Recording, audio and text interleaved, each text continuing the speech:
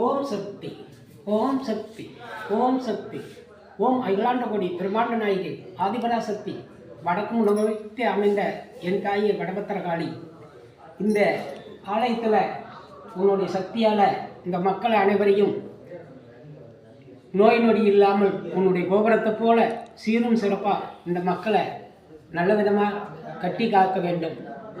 தாயே, உன்னை நம்பி வந்த மக்களுக்கு எந்த குறையும் இல்லாமல் அனைத்து பிரச்சனைகளுக்கும், குழந்தை பாக்கியம் இல்லாதவர்களுக்கு, திருமணம் ஆகாத வாலிபர்களுக்கு, மாணவர் மாணவிகளுக்கு,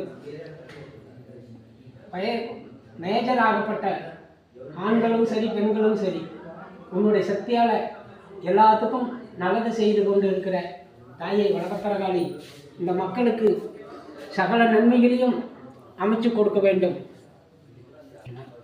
ஐயா, இப்போ வடபத்திரகாளி அம்மன், இந்த அம்மனோட சிறப்பு அம்சத்தை பற்றி கொஞ்சம் விரிவாக சொல்லுங்கள். சாமி ஐயா, இந்த கோவில் உருவாகி பல நூற்றாண்டு காலம் ஆகிறது. இந்த இடத்துல முன்ன ஒரு கிணறு இருந்தது, பழங்காலத்து கிணறு. அந்த கிணத்து ஓரத்தில் ஒரு இச்சிலி மரங்கிற மரம் அந்த இடத்துல உருவாகி இருந்துச்சு. அந்த இடத்துல எங்கள் முன்னோர்கள் ஒரு கல்லை வச்சு சாமி கும்பிட்டுக்கிட்டு இருந்தாங்க. நாளடைவில் எங்கள் எல்லாரும் சேர்ந்து அந்த இடத்துல அந்த இச்சிலி மரத்தையே நாங்கள் வச்சு ரொம்ப காலம் கும்பிட்டுக்கிட்டு இருந்தோம். பிறகு கொஞ்சம் நாள் மாற்றங்கள் மாற மாற மற்ற வெளியில் இருக்கிற கோவில் குளமெல்லாம் போய் பார்க்கறதால நம்மளுடைய ஊர்லேயும் நாம் ஒரு கோவிலை கட்டுவோம், நம்மளும் ஒரு கோவிலை கட்டுவோம் அப்படிங்கிற நோக்கத்தில் எல்லாரும், ஊர் பொதுமக்கள் எல்லாரும் சேர்ந்து எல்லாரும் அவரவர்களுடைய காசு, அவரவர்களுடைய ஊழியத்தை கொஞ்சம் கொஞ்சம் அவர்கள் காணியாக கொடுத்தாங்க. அதை பார்த்து கொஞ்சம் திரும்ப அதை நாங்கள் கொஞ்சம் கொஞ்சமாக சிறுக சேர்த்து இந்த ஆலயத்தை நாங்கள் நிர்வகிக்கிறோம். ஊர் பொது ஜனங்களாக சேர்ந்து இங்கே ஒரு கோவிலை, காளியம்மன் கோவில், வடபத்திரகாளியம்மன் கோவில்னு சொல்லி நாங்கள் கட்டியிருக்கிறோம். இந்த கோயிலில் எந்த ஒரு கல்யாணம் ஆகாத வாலிபர்களும், கல்யாணம் ஆகாத பெண்களாக இருந்தாலும் நமது வடபத்திரகாளிக்கு அந்த எலுமிச்சம்பழத்தில் தீபம் ஏற்றி அமாவாசை நாளையில் இங்கே விளக்கு போட்டுட்டு இந்த ஆலயத்தில் நாங்கள் தலை சாஞ்சி படுக்க சொல்லுவோம். நாங்கள் பூசாரிகளும் அவர்களுக்கு ஆதரவாக நாங்களும் இந்த ஆலயத்தில் படுத்துக்குவோம். அவர்களுக்கு அம்மாளுடைய வடபத்திரகாளியோட சக்தியால் அடுத்த வருஷம் திருவிழாக்குள் அவர்களுக்கு திருமணம் ஆகிவிட்டால், பெண்களுக்கு ஆண்களுக்கு யாருக்காக இருந்தாலும் சரி, கல்யாணம் ஆகாதவர்களுக்கு திருமணம் நடந்துவிடும். எங்களோட சக்தியால், வடபத்திரகாளியின் சக்தியால் கண்டிப்பாக திருமணம் நடைபெறும், நடந்தே தீரும். யாருக்கும் பொய் போனது இல்லை. அப்படி அவர்கள் கல்யாணம் அடுத்த திருவிழாவுக்குள்ளே ரெடியான பிறகு, திருவிழாப்போ நாங்கள் எங்கள் ஊரில் தை மாதம் முதல் வாரத்தில் எங்களுடைய ஊர் மக்கள், பொதுமக்கள் அனைவரும் சேர்ந்து திருவிழான்னு ஒன்று அம்மனுக்கு, காளியம்மனுக்கு திருவிழா ஏற்பாடு செய்வோம். அதன் முதல் வாரத்தில் செவ்வாய்க்கிழமை நாளில் பூச்சாட்டுதல் திருவிழா, ஊர் ஜனங்கள் கூடி பூச்சாட்டுதல் விழா நடத்துவோம். ஊர் மக்கள் அனைவரும் கூடி பூச்சாட்டுதல் விழா நடைபெறும். அன்றையிலிருந்து திரும்ப 7 நாட்கள், அடுத்த செவ்வாய்க்கிழமை, இந்த செவ்வாய் என்று பூச்சாட்டினால் அடுத்த செவ்வாய் என்று நாங்கள் சாமியை குடி அழைக்கிறதுக்கு செல்வோம். சக்தி அழைத்தல் அப்படிங்கிறத கரவத்து மூலமாக கரவு பூங்கரகம் ஜோடித்து அங்கேருந்து சக்தி அழைச்சிக்கிட்டு வருவோம். அப்போ அந்த சக்தி அழைக்கும்போது அந்த கல்யாணம் ஆகாமல் இருந்து கல்யாணம் வேண்டுதல் வச்ச எங்களுக்கு மாங்கல்யம் அமைச்சு கொடுன்னு சொல்லி எங்கள் காளியைக்கிட்ட வேண்டிக்குவாங்க. அவங்களுக்கு அந்த திருமணம் நடந்து விட்டவங்க புதுசாக தாலி, பொட்டு தாலி கட்டுறவங்களாக இருந்தால் பொட்டு தாலி, ராமம் போட்ட தாலி கட்டுறவங்களாக இருந்தால் அவங்க குல வழக்கப்படி அவங்க என்ன செய்வாங்களோ அந்த தாலியை செஞ்சுக்கிட்டு வந்து நாங்கள் குடி அழைக்கும் போது அந்த சாமியை கழுத்தில் கட்டுவாங்க. அந்த கரகத்துக்கு அம்பல் சக்தி கரகம்னு ஒன்று சோடிப்போம், பூவில் அலங்காரம் பண்ணுவோம். அந்த கரகத்துக்கு அந்த தாலியை நாங்கள் காணிக்கையாக சேர்த்துவோம். அதை கொண்டு வந்து அன்று இரவு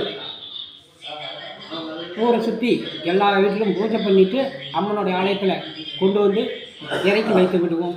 அன்று இரவு ஏதேனும் அந்த அந்த ஊரெல்லாம் பூஜை பண்ணி இந்த ஆலயத்துக்குள்ளே வரும்போது இரவு 3 மணி ஆகும். அன்ற வரை அந்த நேரம் வரை அனைத்து பொது ஜனங்களும் ஊர் ஜனங்களும் எங்கள் கடப்பத்திரகாளியின் சக்திக்கு வச்சு பயிர்ந்து அவள் மேலே அன்பு செலுத்தி அவளோட ஆசையோடு பாசத்தோடு பயத்தோடு அம்பாளை சீரும் சிறப்பாக எங்களுடைய ஆலயத்தில் கொண்டு வந்து அமர செய்வார்கள். மறுநாள் விடிய காலையிலே புதன்கிழமை காலை எழுந்தவுடன் குழந்தைகள் உடல் சரியில்லாத போய்விட்டால் ஏதேனும் பிணி தொந்தரவுகள் இருக்கிறவர்கள் கும்பிட்டுக்குவாங்க. உருளைத்தண்டம் போடுதல், அதுக்கு பேர் என்ன, அங்கப்பிரதட்சணம். அங்கப்பிரதட்சணம் எங்கள் ஊரில் புதன்கிழமை காலை தவறாது செய்வார்கள். காலையில் 6 மணிக்கெல்லாம் அங்கப்பிரதட்சணம் எல்லாரும் செய்வாங்க. பெரியவங்கலேருந்து குழந்தைகள்லேருந்து யார் வேண்டுமாலும் செய்யலாம், ஒன்றும் தவறு இல்லை. செய்துவிட்டு மீண்டும் 10 மணி அளவில் பொங்கல் வைக்கிறதுக்கு தயாராகி விடுவோம். அனைத்து பொதுமக்களும் பக்த கோடிகளும் வந்து நமது ஆலயத்தை சுற்றிலும் பொங்கல் பானை வைத்து பொங்கல் செய்வார்கள். பொங்கல் செய்து முடித்துட்டு சரியாக 1 மணி அளவில் அழகு குத்துதல். பெண்களாக இருப்பவர்கள் நாக்களவு, பூங்கரகம், அக்கினி கரகம், ஆண்களும் சரி பெண்களும் சரி. பெண்கள் பூங்கரமும் எடுப்பாங்க, அக்கினி கரகமும் எடுப்பாங்க. அதுபோல் நாக்கில் அளவு போட்டுக்குவாங்க பெண்கள். ஆண்கள் அப்படி இல்லை, 20 அடி 25 அடி நீள கம்பியில் கடவு அளவு போட்டுக்குவாங்க. முதுகில் நிறைய எலுமிச்சம்பழம், ஒத்தப்படையில் 9லேருந்து 11, 15, 21, 51 கூட அவர்கள் விருப்பத்தை போல் எலுமிச்சம் அளவு முதுகில் போட்டுக்குவோம்.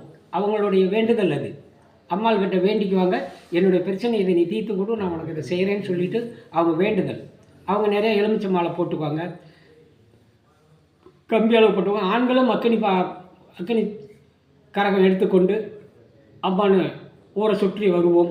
1 மணிக்கு தொடங்கினால் 4 மணி அளவில் ஊரெல்லாம் பூஜை, எல்லா மக்களும் சந்தோஷமாக விளையாடி கொண்டாடி அனைத்து கரகம் எல்லாம் மக்கள் சந்தோஷமாக பம்பை, மேளம், தப்பட்ட மேளம், நெய்யாண்டி மேளம், ட்ரம்ஸ் மேளம் அனைத்தும் ஊரை சுற்றி வருவோம். வருவதற்கு 4 மணி 4:30 மணி ஆகிவிடும். அதன் பிறகுதான் எல்லோரும் அவரவர்கள் வேண்டுதலுக்காக நேர்ந்து கொட்ட கோழி அல்லது கெடா, அவர்கள் என்ன அம்மாளுக்கு நான் செய்கிறேன்னு சொல்லி கும்பிட்டுக்கிட்டாங்களோ அதை எடுத்துக்கிட்டு நம்ம ஆலயத்துக்கிட்ட வருவாங்க. அதன் பிறகு பூஜையை நாங்கள் அம்பாளுக்கு பூஜையை முடித்துட்டு அப்போ தீர்த்தம் கொண்டு போய் அந்த கெடாய்களுக்கு தீர்த்தம் போடுவோம். அதன் பிறகு தான் அந்த எல்லா கெடாயும் வரிசையாக நிறுத்தி விடுவார்கள்.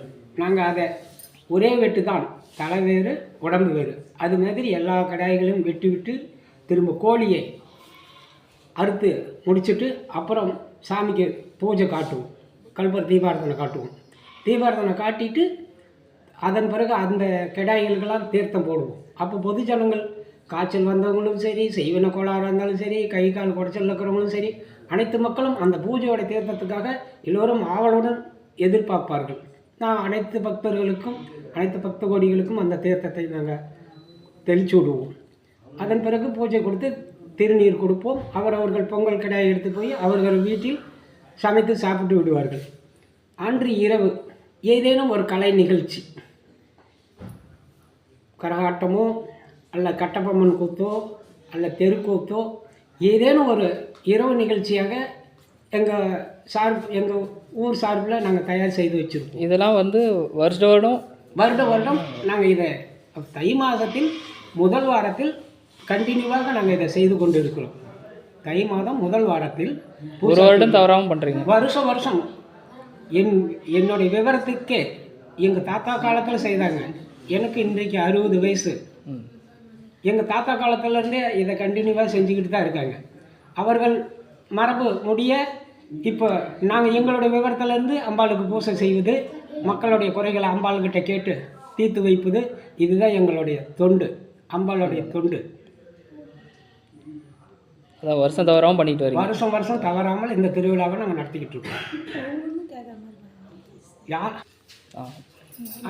அன்று இரவு புதன் இரவு கலை நிகழ்ச்சி, நடன நிகழ்ச்சி நடத்திவிட்டு மறுநாள் வியாழக்கிழமை அன்று மஞ்சள் நீராட்டு விழா என்பது மரபு.